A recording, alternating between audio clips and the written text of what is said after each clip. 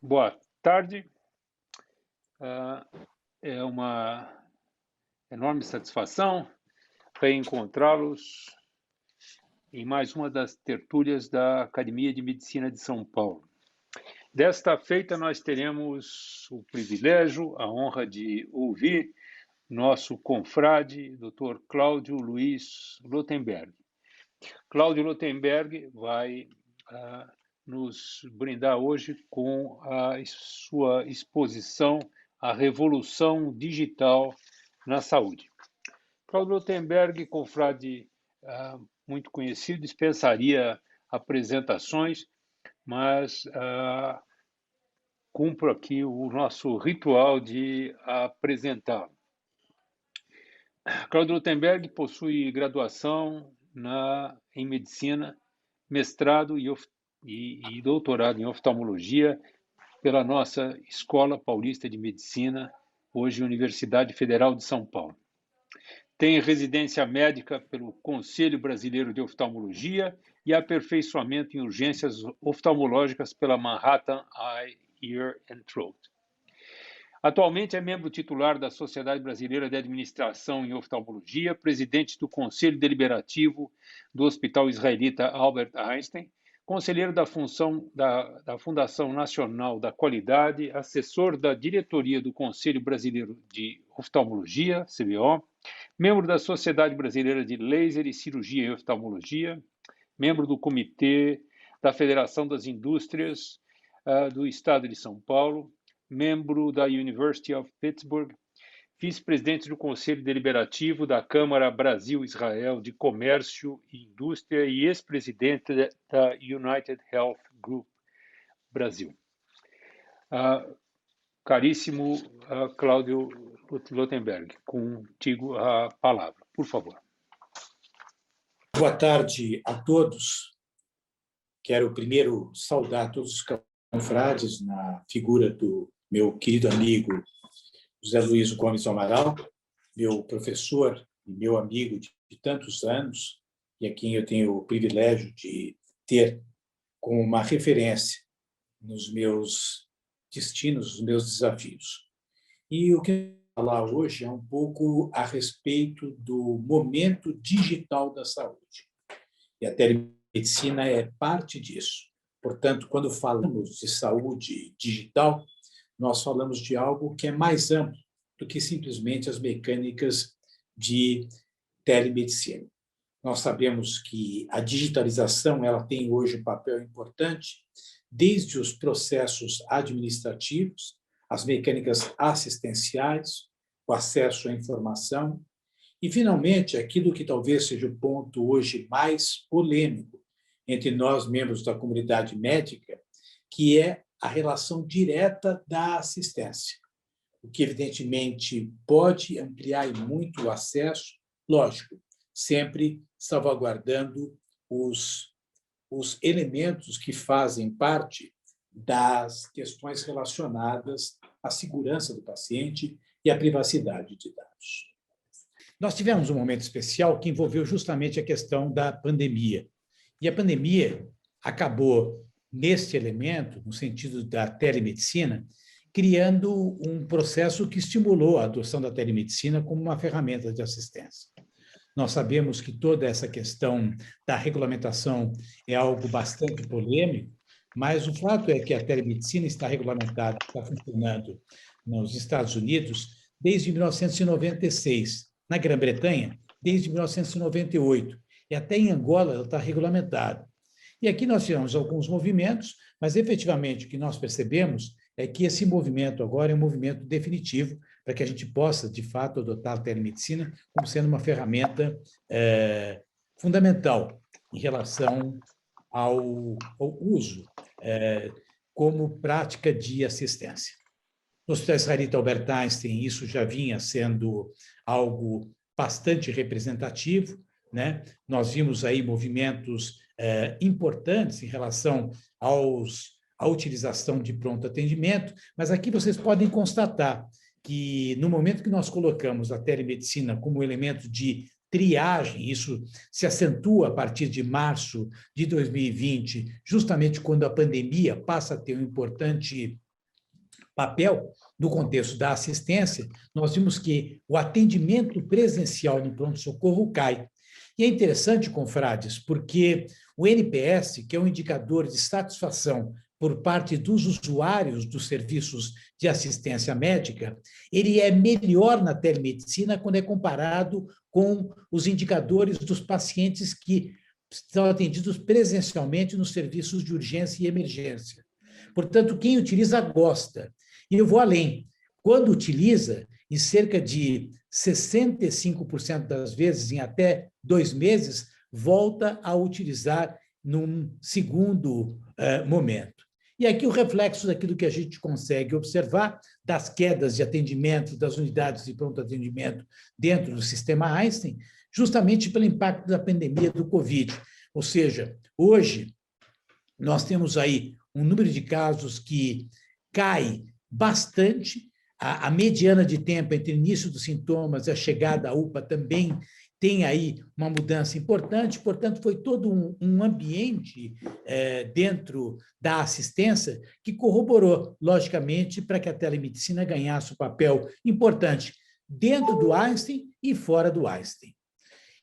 Portanto, de certa forma, o que a gente pode ver é que, nesse momento, a gente começa a observar que temos aqui muitas coisas para a gente poder debater no contexto da utilização da telemedicina. E por que digo isso? Porque, de certa maneira, nós sabemos que existe por parte da sociedade médica uma certa insegurança, né? E essa insegurança diz respeito a uma modalidade de atendimento que ainda não está plenamente formalizada entre nós, com protocolos, com mecânicas de adoção. Por outro lado, o que a gente pôde ver é que, nesse período da pandemia, isso foi notadamente registrado em Nova York, mas também em São Paulo, né, nós tivemos que o número de mortes por doenças cardiovasculares que começaram a acontecer nas casas das pessoas, eles sofreram um incremento muito grande. Por quê? Porque as pessoas começaram a ter medo de poder frequentar os ambientes hospitalares. Então, em função da sociedade ter receio de procurar os hospitais, ela demanda recursos extras que possam dar suporte a essa assistência. E, logicamente, que dentro desse contexto é que entra justamente a telemedicina, que está trazendo um incremento importante dentro do nosso hospital e também em outros serviços de saúde. E aqui a gente verifica que as UPAs virtuais, elas começam a ter um atendimento crescente, aqui são números importantes, já passando pelo período da pandemia. Quer dizer, a gente está vendo que, com a Covid, esse número é um número bastante representativo, muito expressivo, e, portanto, eu acho que é algo de natureza irreversível. Portanto, hoje, dentro da nossa organização, nós temos mais de 2 milhões de pessoas que estão com acesso ao sistema Einstein Conecta. Esses pacientes, grande parte deles, meus amigos, eles não têm acesso ao Hospital Israelita Albert Einstein pelos seus planos de seguro-saúde. Entretanto, eles têm acesso ao sistema de assistência de um produto de telemedicina. E são atendidos mais de 230 mil pacientes sem nenhum evento adverso registrado até o presente momento, numa abrangência de mais de 2 mil municípios em todos os estados brasileiros, com uma equipe de mais de 250 médicos, sendo desses 96 clientes de natureza corporativa. Se não houvesse a opção de telemedicina, o que esses pacientes fariam? Veja aqui, 44% parariam o tratamento. Cerca de 30% fariam automedicamento. E somente 1/4 dessas pessoas iriam para as clínicas. Então, nós estamos, na verdade, propondo algo que tem sido percebido como de importância dentro do contexto da assistência no nosso meio. Fazemos, além disso, teleconsultoria, que é uma das formas de nós podemos dar suporte em hospitais onde a infraestrutura local não é da mesma qualidade ou os recursos não estão totalmente disponíveis. Imagina se todos os hospitais de campanha teriam condições de ter especialistas na proporção necessária que um país como o nosso, com cerca de 230 milhões de habitantes, precisariam. Então, particularmente a área de neurologia e cardiologia são áreas bastante contempladas. Nós temos já trabalhos publicados, onde nós temos trombólise, que é orientada através de telemedicina. Evidentemente que, para esse caso, nós temos médicos do outro lado que estão sendo mobilizados. Então, não é uma coisa que, de certa forma, acontece sem a presença de médico, mas, de alguma maneira, isso serve de suporte para que a atividade médica local seja realizada com uma certa supervisão, entre aspas, por super especialistas, que são, logicamente, pessoas que muitas vezes podem ajudar um clínico geral que não tem tanta vivência naquele tipo de especialidade. Esse é um cenário bastante ilustrativo, é um desenho que mostra o mundo que se encontra por detrás disso. Acho que a gente tem que entender que, logicamente, que algumas ações médicas, com o tempo, em função da telemedicina, vão perder o seu papel, mas o médico vai ter outros papéis de maior relevância. E nós, que somos médicos com alguns anos de experiência, sabemos que determinadas áreas da medicina, elas sofreram incremento tecnológico, quer dizer, basta a gente ver o que era o papel de um cirurgião cardíaco no passado. Ele é totalmente diferente hoje, na medida em que surge a cirurgia, os procedimentos através de stent. Vejamos o papel de um patologista clínico, que no passado fazia muito exame de leitura de lâmina, e hoje esses exames são feitos de maneira automatizada através de aparelhos. E nem por isso o papel dos médicos deixou de ser importante. Portanto, quer dizer, não é uma substituição médica, mas sim uma ampliação, para que a gente possa fazer programas mais robustos. Dentro do Einstein, a telemedicina acabou entrando dentro do programa do PROAD SUS, foi uma possibilidade de escalonar isso e levar a regiões bastante distantes. Vejo aqui exemplos de cidades isoladas que não tinham nenhum tipo de suporte de telemedicina e que passaram a ter. E aqui, o detalhamento de casos que foram tratados, de estatísticas, ou seja, tudo isso trazendo um impacto importante. Vejam que quase 80% dos casos tiveram mudanças na conduta clínica graças à interferência de um médico mais especialista dentro da área, que às vezes um clínico geral eventualmente acaba não tendo. Aqui o exemplo de teledermatologia, que é um projeto com a Prefeitura de São Paulo, foram mais de 65 mil pacientes com atendimento assíncrono. Isso reduziu o tempo de espera de cerca de 12 meses para menos de uma semana. E, portanto, isso significa ampliar o acesso e, certamente, ampliar também a resolutividade. Eu mesmo, confrade Zé Luiz, ontem estava com problema dermatológico, não tinha a menor condição de ir na minha dermatologista, tirei fotos da lesão que ela queria, que eu precisava que ela avaliasse, ela rapidamente me passou a conduta, comprei o remédio e hoje já estou melhor. Portanto, tudo isso é retrato de uma mudança na prática assistencial. Claro que a gente tem que ter um fluxo de atendimento, né? Não é algo que a gente simplesmente vai fazer, isso tem que ser ordenado, tem que ser organizado, mas se a gente fizer isso de forma adequada, a gente consegue aqui, por exemplo, no caso da dermatologia, até realizar biópsia no período de uma semana. Quer dizer, você faz, agenda a consulta, realiza a consulta no UBS, tem o aplicativo, o dermatologista, na verdade, ele entra em 27% dos casos, porque tem casos que, na realidade, são resolvidos pelo próprio clínico geral, você faz a biópsia e você volta, então, ao UBS para ter uma orientação e, portanto, isso significa um ganho para os nossos pacientes. E aqui, detalhamento, não vamos entrar em relação a isso que pode representar, são os diagnósticos em cada uma das faixas etárias, com os graus de incidência. Evidentemente que isso ajuda muito para a gente poder fazer diagnóstico em lesões de pele e, portanto, agilizar e, muitas vezes, até detectar lesões pré-malignas, isso principalmente olhando aos pacientes mais idosos e, portanto, com impacto epidemiológico muito importante.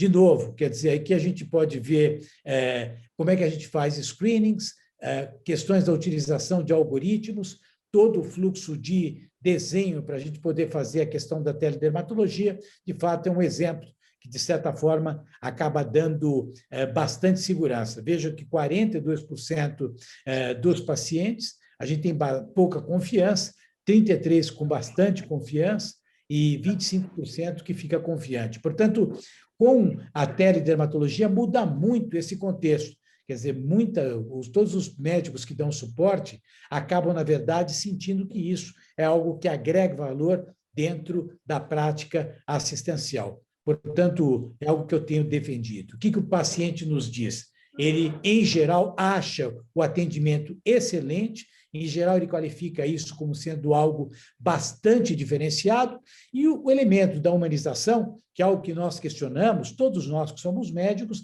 na interpretação do paciente, é como se ele estivesse tão próximo como se estivesse dentro de uma sala de atendimento. E aquilo que eu citei no começo, quer dizer, veja que o Brasil está um pouco aí atrasado em relação à adoção formal através das mecânicas regulatórias, mas oxalá exista sensibilidade para que a gente possa, de fato, agilizar os nossos processos de telemedicina, e eu estou particularmente bastante otimista em relação a tudo isso.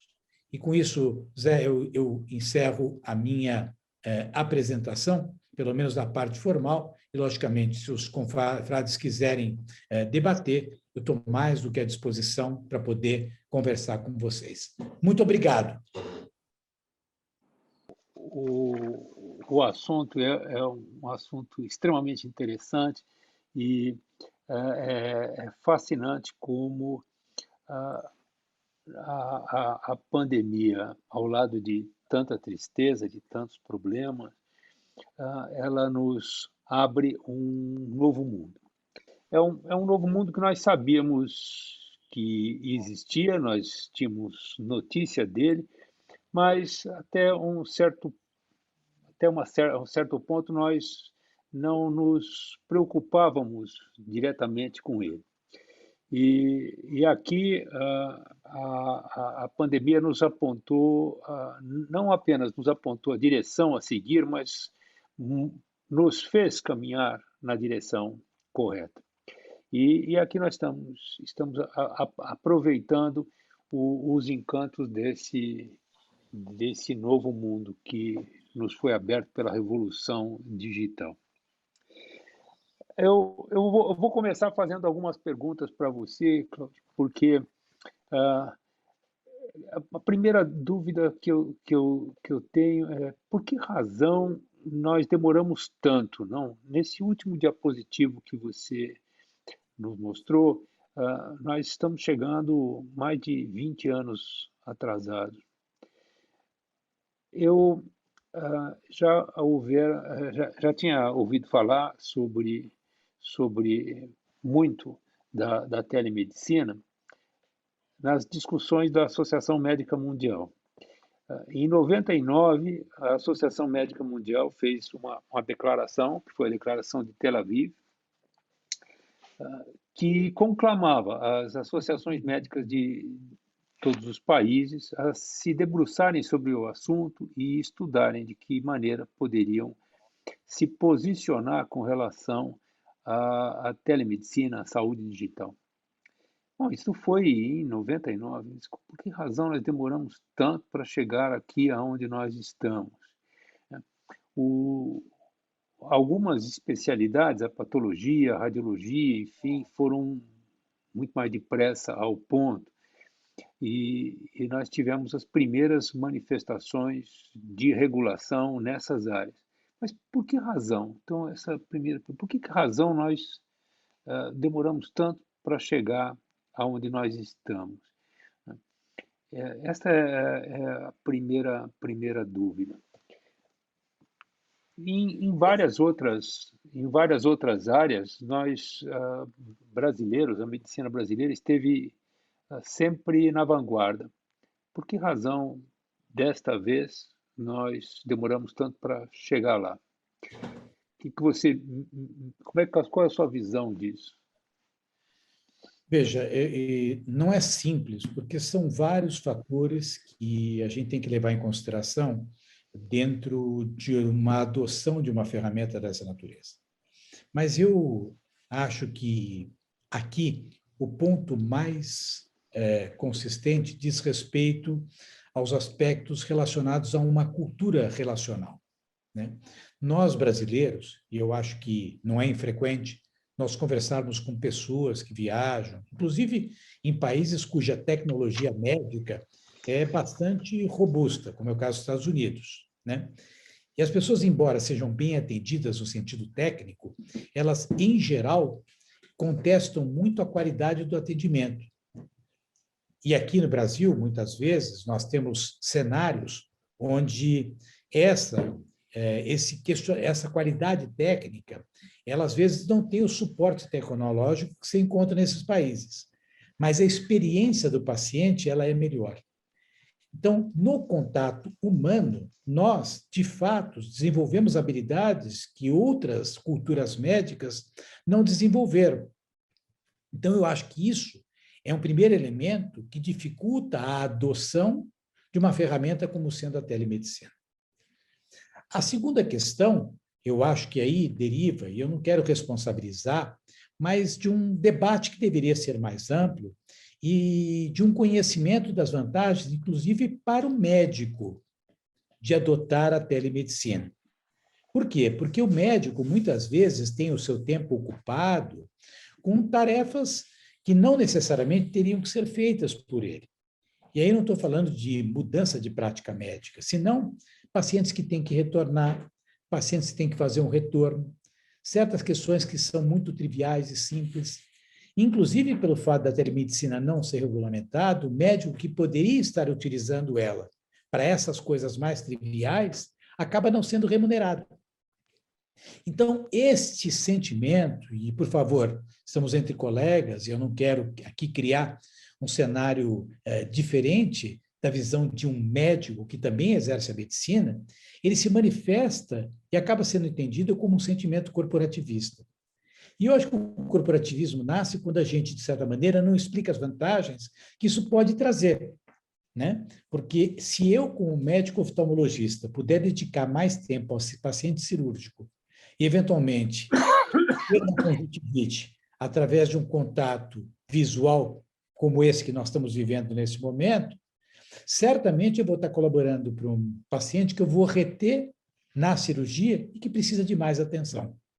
Então, Zé, desculpe chamá-lo assim, existe por detrás de tudo isso, tá, um pano de fundo da remuneração médica no nosso país que é muito ruim, uma desvalorização do médico e uma valorização da instrumentalização tecnológica. E nós temos que usar todos os cenários onde nós podemos ter uma interface para explicar. Porque o médico não é corporativista, o médico quer viver e sobreviver do seu trabalho. Isso não dá nada de errado. Ele quer preservar o seu trabalho, ele quer preservar a sua remuneração. Isso também não é errado. Entretanto, ele tem que entender que as mudanças tecnológicas surgem a bem até de ele rever o seu papel médico. Eu ontem tomava café da manhã com um colega nosso, cirurgião cardíaco, né? E justamente conversando, né, sobre uma das pessoas que teve um papel da medicina, e que o Silvano Raia, nosso professor, está aqui presente. Ele foi amigo íntimo do professor Adib Jatene, com vários de nós. Eu fui e sou amigo de seus filhos, mas frequentei a sua casa ainda quando acadêmico na Escola Paulista de Medicina. Seu filho Marcelo era meu colega de turma, né? Mas imagina aquele aluno que entrou na Faculdade de Medicina, como seria o meu caso, naquela geração, e idealizava que seria um dia um doutor Jatene fazendo cirurgia coronariana. E esse cirurgião, hoje, ele pratica muito menos o ato cirúrgico da cirurgia coronária do que fazia no passado. E nem por isso eu poderia impedir o avanço dos estudos e das terapias que a hemodinâmica acabou trazendo. Então, este reposicionamento médico vai existir também como fruto da telemedicina. Inclusive, certos médicos que vão atuar só por telemedicina. Porque a telemedicina não é uma atividade médica para um médico recém-formado. A telemedicina é uma atividade médica para um médico muito experiente. Por quê? Porque ele tem a segurança de entender quais são os limites. Portanto, quando você me pergunta por que a gente ainda não adotou, é porque talvez essa clareza do entendimento, essa celeridade que o sistema regulatório deveria trazer, com uma repercussão, inclusive, na própria remuneração de cada um dos colegas, todo esse ambiente ainda não se mostra totalmente óbvio para a nossa comunidade. Pois é, a impressão que nós temos é que a sociedade está mais preparada para ser atendida pela telemedicina do que os médicos preparados para oferecê-la. E, dessas impressões que você ilustrou aqui, alguma delas, sobre a percepção dos pacientes do que foi o atendimento na telemedicina, isso claramente mostra que a nossa sociedade está preparada para isso. E que a nossa sociedade se ressente, eu vi em algumas daquelas observações, da pressão que nós, ao longo dos anos, acabamos sofrendo por reduzir o tempo de consulta médica. Quando se diz quanto tempo deve durar uma consulta, eu costumo sempre brincar com uma história que eu não sei se foi, se a origem é a que eu vou referir aqui, mas disse que lá há muito tempo um médico icônico que você conhece bem, que é o Maimônides, dizia que uma consulta durava 1 hora. Perguntavam para ele, mas mestre, o que a gente faz nessa 1 hora? Ele dizia, essa 1 hora, os primeiros 50 minutos você ouve, você pergunta, você reflete e nos últimos 10 minutos você finge que examina, porque se você tiver ouvido com atenção, tiver perguntado com argúcia, você vai ter hipóteses diagnósticas antes de começar a examinar. E aí o exame serve para confirmar, o exame clínico não serve para confirmar aquelas suas impressões. Porém, ele dizia que uma consulta durava 1 hora. E eu fico imaginando que consultas de 1 hora ficaram cada vez mais raras.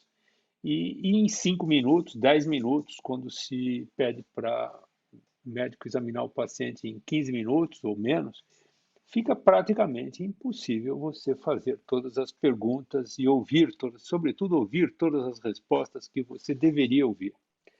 E a telemedicina, eu acredito que talvez possa suprir um pouco essa desumanização que é a redução do tempo de atenção aos pacientes durante as consultas. Nós sempre brincávamos aqui, ou referíamos aqui, isso não é bem uma brincadeira, de que humanização é tempo dependente. Não é possível você realmente praticar uma medicina adequada, como ela deve ser, se você for assim pressionado pelo tempo. Você acha que as consultas em telemedicina elas são mais objetivas e podem ser feitas em menos tempo, ou o tempo não tem nada a ver, elas talvez sejam menos limitadas ao tempo do que as consultas presenciais? Como é que você vê isso? Esta é uma pergunta, eu já vou te colocar mais uma outra. Nos últimos dias aí nós vimos no Globo, no jornal Globo, uma matéria muito interessante que foi feita a partir de uma entrevista com um colega nosso, amigo muito próximo seu e meu, que foi o Rubem Belfort, sobre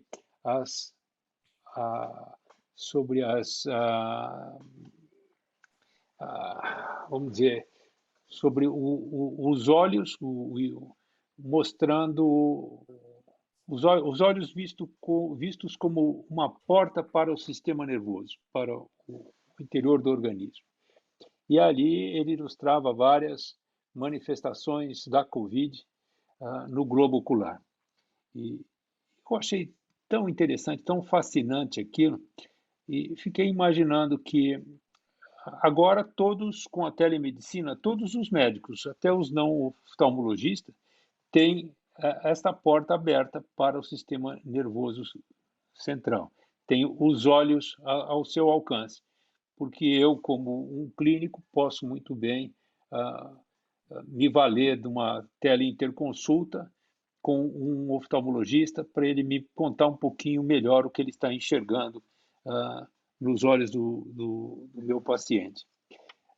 E na oftalmologia, como você vê as oportunidades que se abrem com a telemedicina, sobretudo no que se refere à interconsulta e à relação do oftalmologista com os outros especialistas? Bom, primeira coisa, você citou algo muito sensível, né? Quando você fala da humanização ser tempo dependente. Eu concordo com isso. Porém, nós temos que entender que nós não estamos falando só com a nossa geração, as gerações mais próximas. Nós estamos falando também com as gerações mais novas. E essas gerações são gerações mais objetivas do que as nossas gerações. Ou seja, tá? Esse mundo digital de relacionamento, né, é um mundo que muitas vezes, se a gente voltar ao cenário dos bancos, e eu acho importante a gente comparar sempre com outras indústrias, por favor, não quero agredir a comunidade médica comparando uma prática assistencial com um processo bancário, longe de mim. Mas para a gente ter uma ideia do que acontece por lá. Hoje, naquilo que a gente chama de back-office de um banco, comparado com 12, 15 anos atrás, nós temos 1/3 do número de funcionários que tínhamos no passado. Esse 1/3 é mais sofisticado, mas 2/3 ou perderam empregos ou mudaram de empregos. O mundo está mudando. Né? O contato humano, eu me lembro que meu pai, quando eu era menino, ele tinha conta corrente no Banco do Brasil do Ceasa. Ele ia pessoalmente fazer os depósitos dele. E lá ele localizava os saldos, talvez até porque sempre estava no negativo. E ali ele tinha necessidade de saber se ele estava usando o cheque especial dele ou não. Essa conversa que eu estou tendo agora entre nós, que alguns conseguem materializar, se eu explicar para os meus filhos de 13 anos, eles não conseguem entender. Talvez eles não consigam entender o que significa ir a um banco. Pai, para que você vai num banco se você tem um banco no teu aplicativo, no teu celular? Por que você vai sacar dinheiro se você tem o Pix? Então, este contexto de interação, ele, de certa forma, também tem uma interpretação diferente do conceito da humanização. Então, nós temos que entender que a gente está numa transição de algo com que eu concordo, né? Então, o tempo será um elemento precioso, relacional, mas vai estar guardado para menos pessoas, que são aquelas que vão precisar, de fato, ter uma interação presencial. Em relação à teleconsulta em oftalmologia, ela já é uma realidade, né? E ela já acontece sistematicamente. O confrade Cláudio Cerner, que é um amigo muito querido, um professor, meu colega do Hospital Israelita Albert Einstein, comenta agora, né, e pergunta sobre a utilização de WhatsApp como ferramenta para teleconsulta, né? E eu diria o seguinte, quer dizer, tudo isso é um mundo novo, né? O cenário criptografado, a questão do sigilo, né?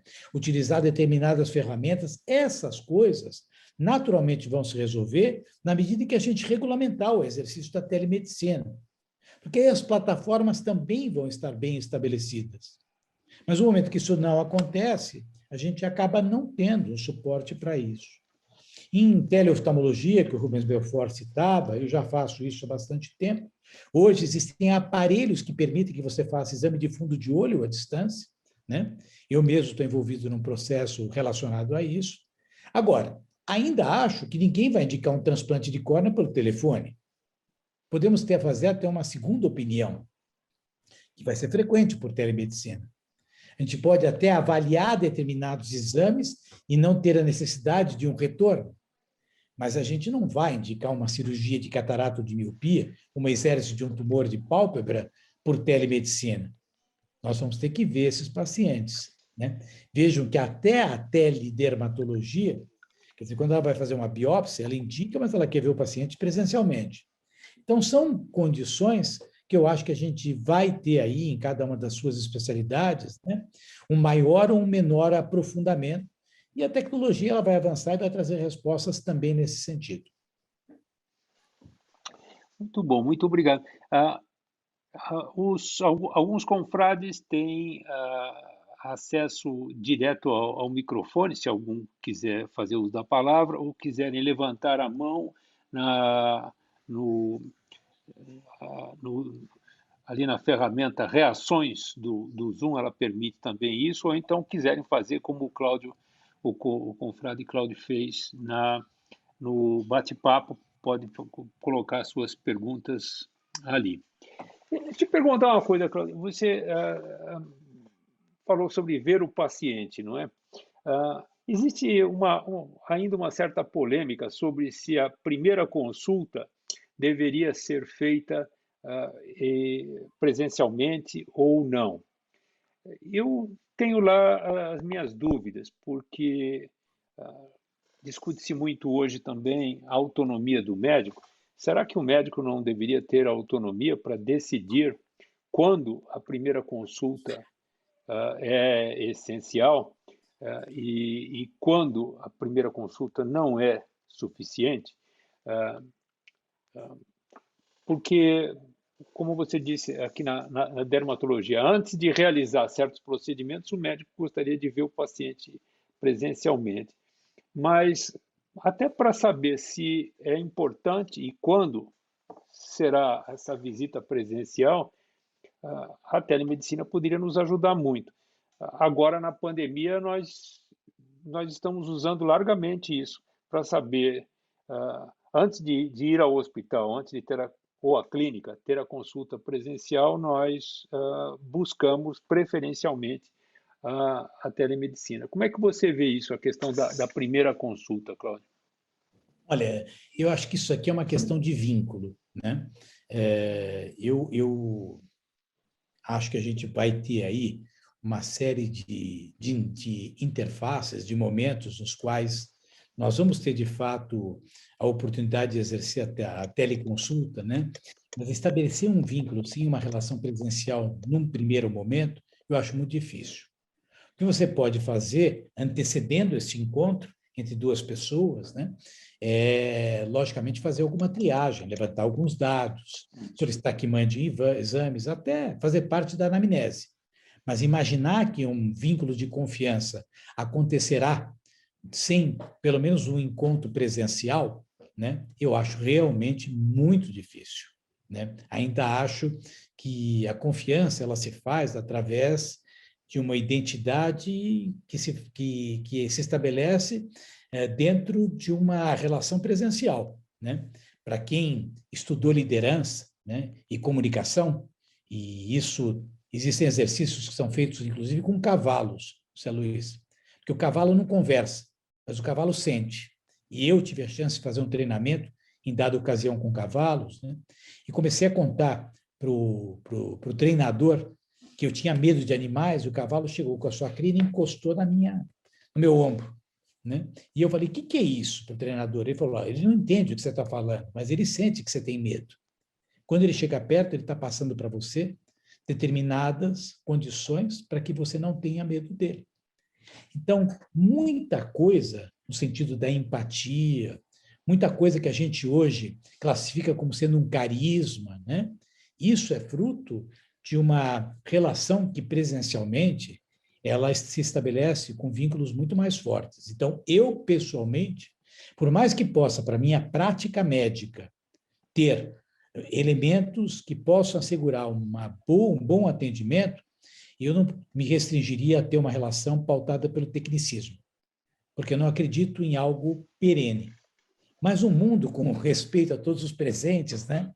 Tem gente dizendo que até o envolvimento sentimental e sexual das pessoas poderá acontecer de forma digital, de repente tudo pode acontecer Mas eu, particularmente, não acredito que a relação possa ser integral, verdadeira de confiança, só por uma mecânica digital. Quer dizer, eu estou falando com você e apresentando, tem vários colegas aqui presentes, do Jaime Muraovski, porque eu tenho a maior das admirações como médico, eu era muito jovem, não era formado, frequentava a sua casa, quer dizer, tenho verdadeira veneração, professor Silvano Raia, né? Professor Walter Albertoni, enfim, desculpe não citar o nome de todos, né?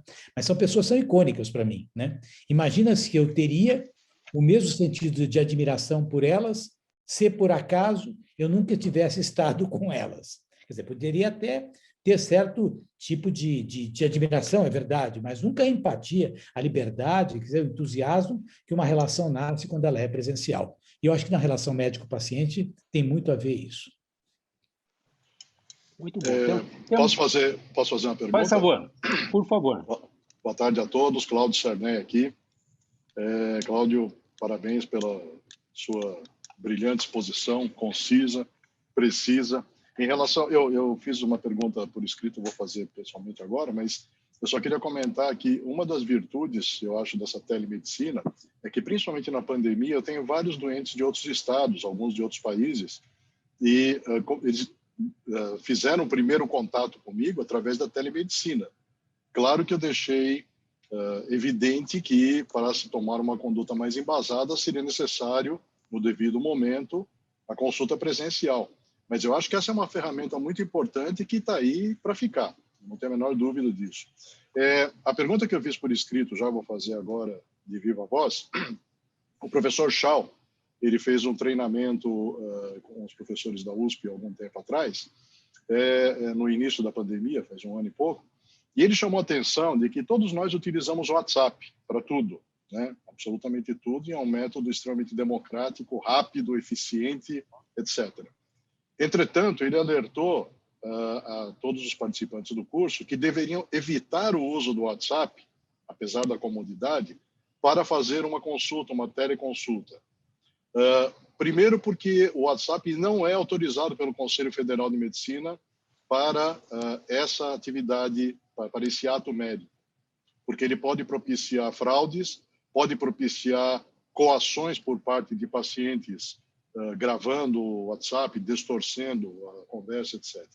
E o que ele recomendava era consultar o Conselho Federal, porque existem algumas plataformas que são autorizadas, e dentre elas, essa própria que nós estamos conversando aqui, que é o Zoom. Então, eu gostaria de saber, que aliás é o que eu tenho feito nas últimas ocasiões que eu tenho sido chamado para fazer uma teleconsulta. Qual é a sua opinião sobre esse assunto? Mais uma vez, parabéns e obrigado. Obrigado, Sarneia. Veja, está aqui o Antônio Endrigo, que é capaz até de falar muito melhor do que eu sobre isso, né? Mas é evidente que a preocupação do professor Tchau é correta, né? Fato é que, como a gente não regulamenta, a gente não cria as regras necessárias para dar suporte e segurança e confidencialidade, que é absolutamente vital numa prática como é a medicina. Então, no momento que isso ficar regulamentado, essas questões de natureza técnica, elas vão passar a fazer parte de uma rotina, né? E quem não as adotar, aí vai estar contrariando algo que vai estar regulamentado. Então, acho que a gente, nesse momento, é vítima de uma falta de agilidade nossa, né? Nós temos que acelerar tudo isso, né? Eu troco muitas informações, tá? Tá aí o doutor Diego Verginassi, que é meu colega, e trabalhamos juntos como oftalmologistas, né? Nós trocamos informações sistematicamente de pacientes, né? E internei tal caso, olha tal exame, né? E, evidentemente, que esses cuidados têm que ser tomados. Aquilo que você está chamando a atenção é correto, mas sem regulamentação a gente fica realmente sem algo formalmente estabelecido que precisa existir. Nós temos aqui uma pergunta do Hélio. O Hélio gostaria de fazer a pergunta em viva voz, não é pessoalmente, mas em viva voz e com a sua imagem, ou prefere que nós a leiamos? Não, pode ser sim. Inicialmente, Então, o Cláudio pela apresentação brilhante. Minhas dúvidas são dúvidas assim básicas, né? Primeiro, eu queria assim que você pudesse responder uma coisa prática. Esses projetos que você conhece de telemedicina aqui no Brasil, eu perguntaria para você quem que está financiando. né? Uma vez que você mesmo citou que o problema do ganho médico, que é difícil, assim por diante. E o segundo também, uma questão logística, eu não entendi muito bem do ponto de vista prático, como é que se consegue abreviar, por exemplo, em um ano, uma biópsia. Eu compreendo a situação do SUS, enfim, essa dificuldade toda, né? Mas do ponto de vista logístico, eu não consegui entender bem, por exemplo, você citou uma cidade lá, não sei da onde, do interior do Amazonas ou qualquer outro lugar parecido, faz uma consulta telemedicina no Einstein isso aí precisa fazer uma biópsia. Como é que aquela cidade que está isolada lá não sei aonde vai conseguir abreviar tanto tempo assim um tratamento? Eu estou fazendo essas perguntas um pouco assim, meio picantes, né? Mas eu sei da importância da telemedicina, mas queria também fazer um certo contraponto que é para dar um pouco de tempero aí à nossa reunião. Era isso. De qualquer maneira, parabéns, muito grato aí, foi muito boa. Obrigado, Hélio. Prazer falar com você. Primeiro, financiamento, né? As empresas privadas estão comprando esse tipo de serviço. Ele percebe que isso diminui o absenteísmo, agiliza o atendimento, portanto, não é só um problema que hoje o Sistema Único de Saúde tem. Os planos de seguro-saúde estão preocupadíssimos com o aumento do custo médico assistencial. Pacientes que muitas vezes procuram pronto-socorros, e evidentemente atendimento de pronto-socorro, a gente sabe que até pela natureza como ele é configurado e documentado, ele acaba demonstrando ser uma urgência sem necessariamente ser. Então, o custo disso, na verdade, pode ser bem impactado caso você tenha telemedicina e possa, de fato, direcionar para a porta de entrada adequada. Em vez de um pronto-socorro, marca uma consulta com um neurologista. Vá para um pronto-socorro, por quê? Porque pode ser um AVC, e assim por diante. Então, as empresas estão contratando esse tipo de serviços. Outras prefeituras estão pagando para ter isso, porque elas percebem que é uma forma de você poder agilizar o atendimento. E no nosso caso, no Einstein, existe parte disso, grande parte é feita através de empresas, Petrobras, por exemplo, e outras companhias, né, Gerdau, né, e outros seguros-saúde estão oferecendo, como o One Health, por exemplo, está fornecendo, a Sul América. Então, existe toda uma linha de financiamento. No nosso caso, como eu falei particularmente, existe parte do programa que é feito pelo PROAD. Então, essa é a questão do financiamento. Em relação ao fluxo, é evidente, cada região do país tem uma característica, né? O grande programa de teledermatologia que foi feito pelo Einstein foi feito na cidade de São Paulo, né? Onde você tem, logicamente, carência de dermatologistas, mas não ausência, né? Existem regiões do país onde você tem ausência. Agora, você talvez consiga, onde você tem a ausência, onde você tiver lá uma medida que é só de natureza clínica e não precisa ser cirúrgico, só ter uma orientação. Então, a gente tem que analisar os ganhos de acordo com as regiões e as disponibilidades. Provavelmente, essa biópsia de uma semana, se for um local longínquo, como é no Amazonas, você não vai conseguir fazer em uma semana. Mas, muito provavelmente, aquele um caso que precisa da biópsia, você vai locomover ele e vai conseguir fazer, e que não aconteceria, porque esse indivíduo nem a teleradiologia teria. É bom não tomar as respostas como coisas absolutas, né? A gente tem que ter uma certa flexibilização na utilidade. Não vai resolver tudo, com certeza.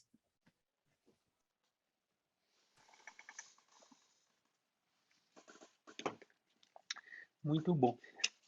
Sabe, você poderia contar um pouquinho para nós, Cláudio, como é que foi a experiência da Petrobras e das plataformas marítimas? A Petrobras, ela tem, logicamente, atendimentos que acontecem em alto mar, né? E não necessariamente tudo você precisa trazer para a superfície, né? Principalmente coisas mais específicas. Então, na minha área, por exemplo, o paciente teve uma queimadura, né? Isso pode acontecer. Aliás, é algo que justamente ocorre em atividades dessa natureza. Então, esse paciente, às vezes, ele pode ser tratado à distância, às vezes ele tem que voltar e ser socorrido imediatamente. Cada vez que você vai transportar um paciente, você tem que locomover um helicóptero, você tem que levar uma equipe paramédica, você tem todo um preparo, né? Eventualmente, você precisa fazer um voo com médico, e às vezes você não precisa de um médico naquele voo, né? Então, o fato de você criar uma cabine de atendimento nessa região, mesmo que você tenha um médico lá generalista, né? Isso criou, na verdade, um ganho muito grande. Então, a Petrobras, na verdade, contratou os serviços do Einstein, ela tem mais ou menos 300 mil servidores, paga per capita, você dá atendimento e você, na realidade, acaba sendo remunerado de acordo com a taxa de utilização. Se começa a usar demais, sobe um pouco a tabela. E foi muito bom, porque muita gente que precisaria eventualmente ser resgatada, porque não tinha uma opinião para ser dada, acabou não sendo resgatada. E outros se confirmou a necessidade de ser resgatado e vir para a superfície. Isso vale para várias empresas, né? Então, uma dúvida medicamentosa, quer dizer, o paciente ele passou no médico e, de repente, ficou uma dúvida, né? Empresas menores, quer dizer, quando você fala de uma Gerdau, ela tem vários escritórios em São Paulo, ou no Rio Grande do Sul, ou no Brasil, ou no mundo. Quer dizer, como é que esse paciente tira as suas dúvidas? Com quem, né? Então, são propostas que melhoraram muito o acesso e trouxeram muita resolutividade. No começo, um ano antes da pandemia, quando se começou a colocar um pouco mais de temperatura nessa discussão da telemedicina, eu ouvia frequentemente o pessoal dizer: bom, isso aqui, esse tipo de atendimento telemedicina é só para quem tem uma infraestrutura organizacional já preparada. Quem não tem essa infraestrutura pronta não consegue fazê-lo. Então, isso não é acessível ao médico comum. E o que nós estamos vendo é que, basicamente, não é realmente esse o problema. O médico comum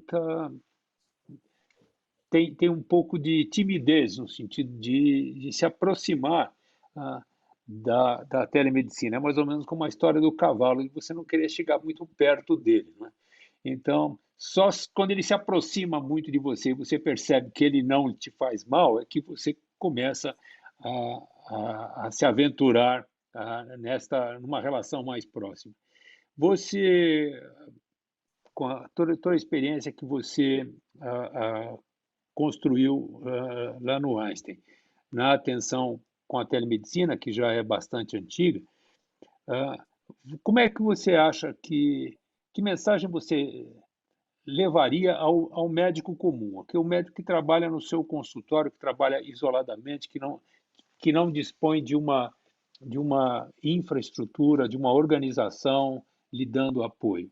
Então, essa é uma pergunta, e queria te fazer mais uma outra pergunta, que você também está bem envolvido nela.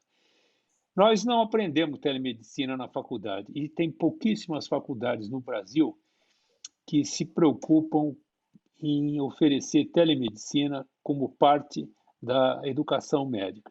Se você nunca viu isso na educação médica, fica realmente difícil você abraçar essa alternativa.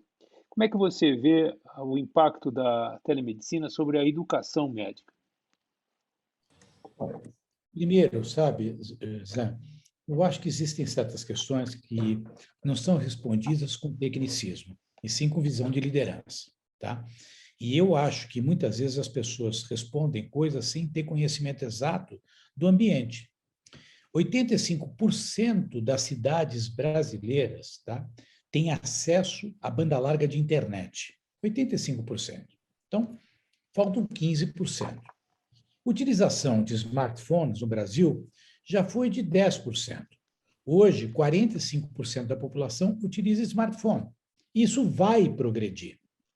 E agora você falava, eu lembrei de uma das primeiras vezes que eu passei em visita na Escola Paulista de Medicina com um dos melhores professores que eu tive de propedêutica, que foi o professor Mansur, né? Você lembra dele?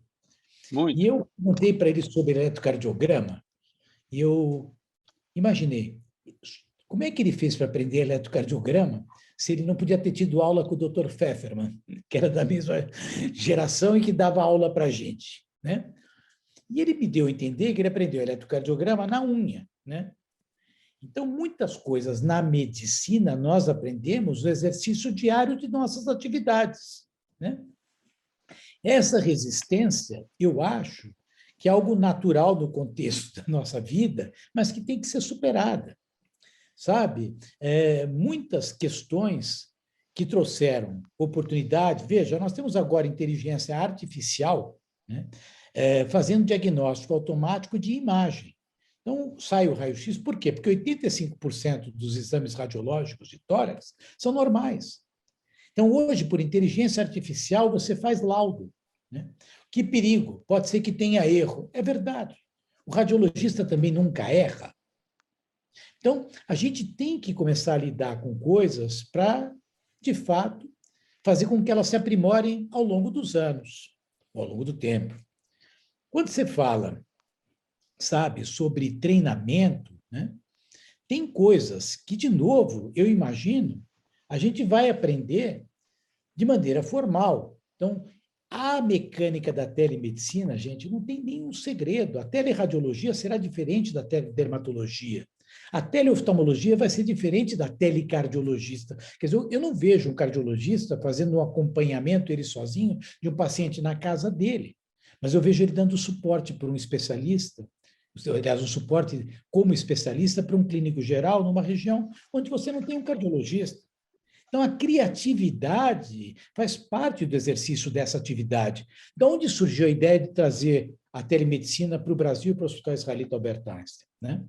O ministro Marcelo Queiroga, que até está conosco e vai vir uma próxima oportunidade, fez questão de falar comigo logo cedo e pede desculpas, e foi convidado para assistir, e aí ele falou, eu também quero participar, né? Então, ele vai participar numa próxima, né? Ele falou, Cláudio, o dia que você trouxe telemedicina a primeira vez para o Einstein, em 2014, todo mundo dizia que você era um louco. Ninguém achava que isso aqui podia ser aceito. Imagine se a gente não tivesse telemedicina hoje funcionando do jeito que funciona no cenário da pandemia. Então, nós temos que ser mais criativos, saber lidar um pouco mais com o incerto, imaginar que a segurança plena na vida nós não temos com nada, né? Nós temos que minimizar os danos, nós temos que nos cercar de ferramentas de qualidade. Eu fiz isso a minha vida inteira.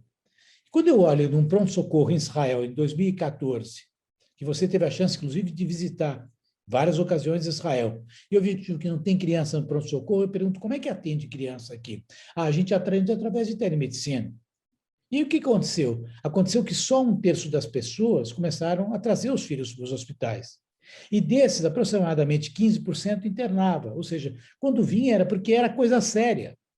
Então, eu tenho a impressão que nós não podemos ser resistentes, nós não temos que admitir isso como uma resposta para todos os males, não é, mas isso tem o seu papel. E o médico que está hoje se formando vai aprender também parte disso, porque a gente vai aprimorar em relação ao tempo. Certamente vai fazer o melhor uso, na medida em que houver o bom senso. Ainda o bom senso vai prevalecer na ciência dos limites da telemedicina. Muito bom. Bom, temos mais alguém que gostaria de fazer considerações, fazer perguntas? Por favor. Posso fazer uma consideração? Está ouvindo? Vocês Perfeitamente. Estão ouvindo? Perfeito. Opa, bom, Jaime. Eu me considero um dos últimos espécimes de uma raça em extinção, que é a pediatria, né? E, como, aliás, disse o professor José Luiz, eu faço uma consulta de 1 hora, como você disse, e dos quais 50 minutos eu ouço o paciente, depois eu finjo que examino, porque realmente, na verdade, não precisa examinar, eu já sei o que tem, né? E depois, então, tem o resto da conversa, e o importante é que a consulta não termina no momento que a gente dá a receita, porque ela continua depois com o acompanhamento. Bom, então, aqui está se falando em telemedicina como um grande progresso, sem dúvida, né? Estamos uma coisa espantosa, mas se a gente pensar um pouco, eu faço telemedicina há mais de meio século, quando o Cláudio ainda não tinha nascido. Eu atendia no consultório, nos primeiros 5 anos eu não tinha telefone no consultório, naquela época era difícil, mas eu já tinha em casa. Então eu chegava em casa, ia jantar e jantava com o telefone na mão, respondendo às dúvidas dos pacientes, fazendo acompanhamento, Isso não era telemedicina e continua hoje, hein? Não é que acabou, continua exatamente isso. O telefone faz parte da telemedicina, aliás, foi a origem. Interessante, né? Nós temos é muito humano, a gente despreza o início. Pega um carro moderno, lindo, tal, depois parece aquele carro que começou, parece uma piada, né? A gente não lembra que foi aquilo que começou. Então, a telemedicina começou com o telefone, e o telefone continua sendo muito importante para a telemedicina. Como foi dito aqui, eu vejo agora consultas de 5 minutos, que o médico nem ouve, nem vê e já pede os exames, né? Então, lógico, eu não sou saudosista e acho que as coisas devem ser feitas como era no passado, mas também existem alguns conceitos, alguns princípios que são básicos e eternos, e medicina tem muito disso. E, lógico, em cima disso, a gente vai fazendo todos os outros progressos, e o Cláudio, você é excepcional nesse sentido. Então, foi uma satisfação e uma emoção ouvir vocês nessa conversa. Queria só aproveitar e deixar um abraço também para o professor Álvaro Atala, que teve muita importância na minha vida, ele que é uma referência, inclusive, em busca de inovações e de quebra de paradigmas, né? Ouvi o professor Jaime Muraovski, eu lembrei muito das minhas visitas quando eu era criança, muito jovem, na Rua Cuba. Ele e Eni recebiam os jovens com muito carinho, né? Eu quero até dividir com vocês algo. Minha vez, Zé Luiz, a minha sobrinha estava doente. E o meu irmão, bom médico que é, estava muito envolvido sentimentalmente com o caso que era da própria filha, né? E tinha um pediatra que estava acompanhando, e, aliás, um excelente colega. E eu falei, Simão, será que não é o caso de chamar mais alguém para uma segunda opinião? E o Jaime Muraovski foi convocado, com esse sorriso lindo que ele tem. Eu fui ver a importância dele, Zé Luiz, o dia que eu trabalhei na prefeitura. Quantos médicos da prefeitura de São Paulo foram treinados pelo Jaime Muraovski, né? E aí, meu irmão falou, tá bom, Cláudio, já que você quer sugerir, foram raras as ocasiões que eu podia sugerir um médico para o meu irmão, né? Mesmo porque ele chamaria o pessoal da USP, Zé Luiz, que hoje é considerada a terceira melhor escola de medicina do Brasil, né? Primeiro, o Einstein, segundo, Escola Paulista, terceiro, Faculdade de Medicina. Eu sugeri para que fosse o professor Jaime Muraovski, né? E o Simão falou para mim dias depois, falou, Cláudio, o Jaime Muraovski não só cuidou da minha filha com um primor único, mas ele me ensinou a ser médico. Eu, médico formado, mais de 20 anos de carreira, aprendi o que é ser médico humano. O que você falou, Jaime, me permite chamar você de você, né? Eu acho que é a tua essência, né? Quer dizer, nós todos fazendo medicina pelo telefone há 30 anos, como se nunca você tivesse. Uma criança chora do outro lado, você sabe ser otite. Quer dizer, então, quer dizer, agora, claro que você faz isso hoje com mais facilidade do que você fazia quando você acabou o teu programa de residência, né? É a questão do bom senso. Muito obrigado pela tua colocação. Gosto demais de você. Deus te dê muita saúde. Você é parte do patrimônio da minha vida. Tenho guardado o meu livro de pediatria que você me deu ainda quando eu tinha meus 24 anos. Isso aqui tem quase 40 anos, tá? Deus vai te dar energia, você vai fazer outros. Muito bem. Temos mais alguma pergunta? Doutor Zé Luiz. Por favor. Oi, o Elencar Rio Preto, tudo bem? Boa tarde. Opa, boa tarde Elencar. a todos. Por tudo favor, bem? Seja bem-vindo. Boa tarde, Cláudio. Eu queria fazer 2 perguntas bem objetivas. A primeira, e nós aqui do interior do estado de São Paulo, a gente vive uma realidade de operadora de saúde, né? E a operadora que se destaca no interior é a nossa cooperativa Unimed. Eu queria saber do Cláudio o que ele acha do pagamento da teleconsulta, se ela deve ser igual à consulta presencial. E, em segundo plano, eu sou também professor da Faculdade de Medicina aqui em São José do Rio Preto, da FAMERP. Qual o papel que pode ter as universidades na telemedicina com populações em ribeirinhas, enfim, populações do interior do Brasil mais distantes? Bom, eu percebo que nós estamos num clima de relação que não é um clima necessariamente de um formalismo, né? E nós somos entre confrades, né?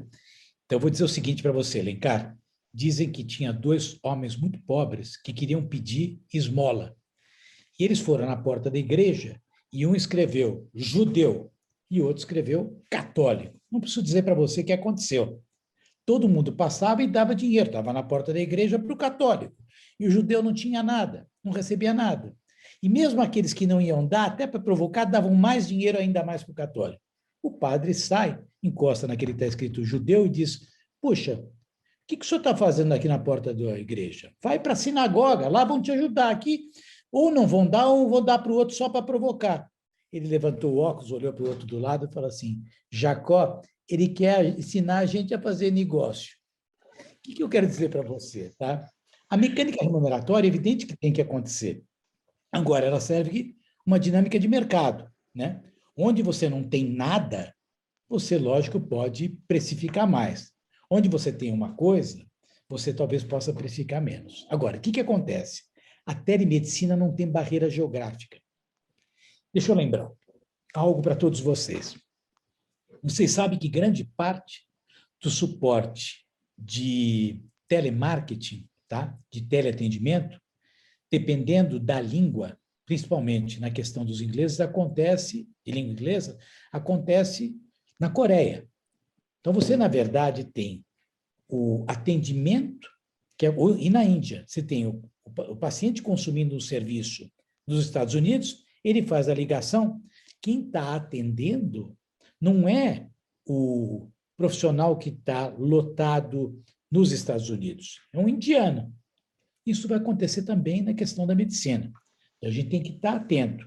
E o que vai regular a questão de preço e pagamento, agora, me parece que uma consulta que é feita por telemedicina deve ser mais barata do que uma consulta que será feita de maneira presencial.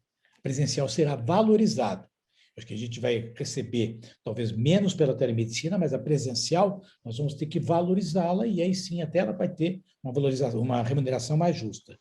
E as universidades aqui teriam um papel muito importante na questão do atendimento dos grandes rincões e das populações ribeirinhas. Sem dúvida alguma, é um potencial enorme de levar a saúde a grupos que hoje não têm nada. Ok, obrigado, Cláudio. Um abraço, Alencar. Abraço. Muito, sabe que eu tenho uma dúvida aqui. Eu vou talvez colocar um outro ponto de vista sobre a remuneração. Há alguns anos nós estávamos construindo a classificação brasileira hierarquizada de procedimentos médicos e ao fazer isso, a CBHPM, nós convidamos a FIP para nos ajudar nessa discussão. E aí nós tivemos que definir quais eram os determinantes do valor da consulta médica, ou do procedimento médico, melhor dizendo. E aí os determinantes foram a complexidade, o grau de formação que o médico precisa ter para enfrentar essa complexidade, né? Então, a formação, a responsabilidade, isto é, o risco envolvido nessa intervenção e o tempo gasto por essa intervenção. Se numa teleconsulta a complexidade pode ser eventualmente até maior do que na presencial, se o risco pode ser eventualmente até maior, se o tempo é o mesmo, por que razão na consulta à distância a remuneração ou a precificação não é maior? Eu concordo. Veja, eu acho que a maneira como nós estamos encarando o processo remuneratório, ela é equivocada. A questão é que hoje nós vemos a lógica de pagamento pautada com a relação dos convênios. Os convênios trabalham de forma massificada e em escalabilidade. Eu acho que com os anos, até a formatação de um convênio, ele vai ganhar uma característica mais individualizada. Será pago dependendo, inclusive, do grau de risco. mas essa maturidade remuneratória e de pagamento, de calculatorial, ela não existe ainda em nenhum lugar do mundo. Caminha para isso, tá? Onde você vai poder montar um produto, Zé, que você quer, porque é aquilo que te interessa. Então, você é jovem, tá? Você quer um produto de seguro-saúde que cubra parto, que cubra um centro de atenção primária e que cubra o trivial. Você não quer pagar alta complexidade. Isso existe na Espanha, isso existe em alguns planos americanos. No Brasil, a regulação ainda não permite isso. E o fato de a gente sempre demorar na questão regulatória, o fato de a gente sempre demorar para definir processos de reconhecimento das atividades, estabelecimento de rolos, o que isso está fazendo? Está criando muita judicialização. E a judicialização ela é muito ruim. Então, o fato de a gente não regulamentar a telemedicina, o que acontece? A gente estimula judicializações. E essas judicializações elas têm um impacto que não é previsto no calculatorial. Por isso que você não tem um sistema que é sustentável. E alguns pagam por aqueles que não necessariamente estão pagando, né? Veja a questão de medicamentos que não são previstos num rol. Tá? Por que a coisa funciona desse jeito? Porque quem vai fazer o cálculo atuarial não prevê aquele medicamento. Aí um judicializa ou dois judicializa, né? Na verdade, o médico, o juiz, por desconhecimento, permite, isso altera por completo toda uma base de sustentação daquele grupo etário. Então, eu tenho a impressão que toda essa questão remuneratória ela vai ter que ser melhor estabelecida. Mas eu concordo com tudo que você falou, só não vejo uma solução a curto prazo. Muito bom. Bom, eu acredito que agora nós não temos pergunta, nós já estamos adiantados no tempo. Eu penso se é hora de vamos dizer, interrompermos a nossa reunião e aproveitar para convidá-los para a próxima tertúlia da Academia de Medicina de São Paulo. Nós teremos a oportunidade de passar alguns minutos muito agradáveis com Margarete Dalcomo. Margarete Dalcomo, a professora Margarete Dalcomo, tem sido uma grande porta-voz dos médicos e dos pesquisadores com relação à Covid. É uma pneumologista notável e ela vai nos contar um pouco o que nós aprendemos com as pandemias no passado e no presente. Então, na segunda quarta-feira do próximo mês, estaremos novamente com vocês, com Margarete Dalcomo. Eu também gostaria de aproveitar e lembrar aqui no calendário da nossa academia que no dia 27 de abril, terça-feira, às 8 horas da noite, no aplicativo Zoom, nós teremos a posse dos novos acadêmicos titulares Álvaro Najib Atala, Hermann Greenfeld, Sônia Maria Rolim Rosa Lima e os nossos membros honorários Miguel Noel Nascente Burnier Júnior e Silvânio Mário Atílio Raia. Os recipiendários serão saudados por Guido Arturo Palomba e por Rubens Belfort de Matos Júnior. Aguardamos vocês, portanto, aos 27 de abril, terça-feira, às 8 horas da noite, e na segunda quarta-feira do mês de maio, na nossa habitual tertúlia da Academia de Medicina de São Paulo. Cláudio Lutemberg, querido confrade, muitíssimo obrigado pela sua participação nessa tertúlia. A todos os presentes, muitíssimo obrigado pela atenção. Muita saúde a todos. Até a próxima.